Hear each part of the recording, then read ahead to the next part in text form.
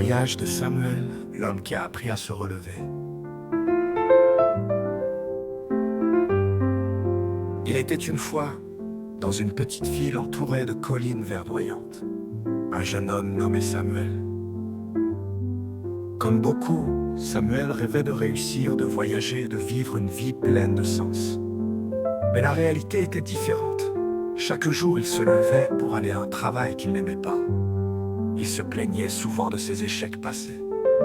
Et il avait fini par croire que sa vie était figée pour toujours.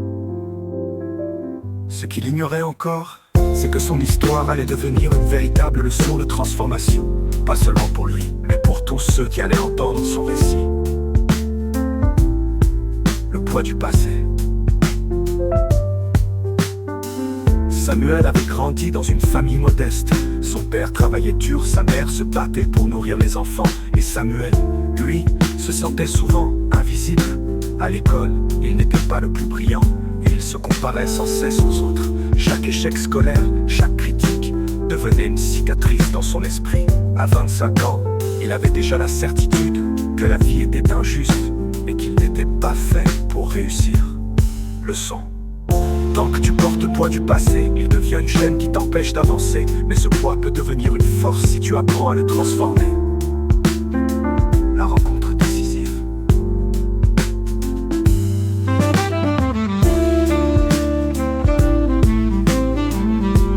Un soir, alors qu'il rentrait du travail, Samuel croisa un vieil homme assis sur un banc.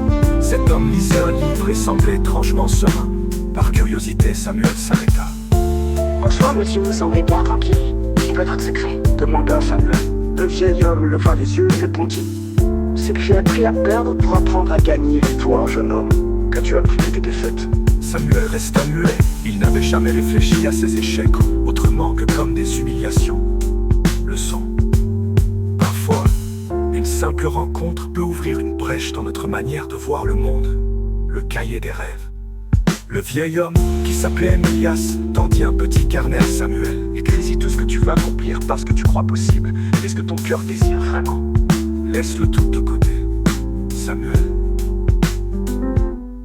D'abord sceptique, accepta par politesse. Le soir même, il ouvrit le cahier et écrivit: voyager en Afrique et découvrir mes racines, lancer mon propre projet. Inspirer les autres à croire en eux, c'était la première fois qu'il osait coucher ses rêves sur papier. Il sentit une petite étincelle renaître en lui. Mettre ses rêves par écrit, c'est leur donner une existence. C'est la première pierre de la construction. Premier pas.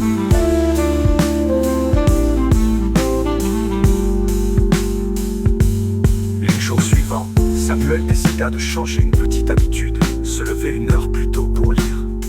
Il choisit des livres sur le développement personnel, l'entrepreneuriat et même la spiritualité. Petit à petit, son esprit changeait.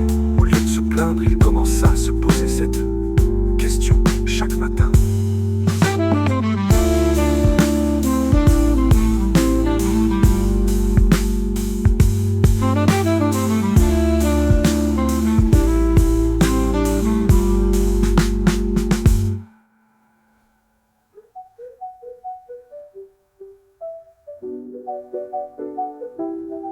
Les jours suivants, Samuel décida de changer une petite habitude, se lever une heure plus tôt pour lire.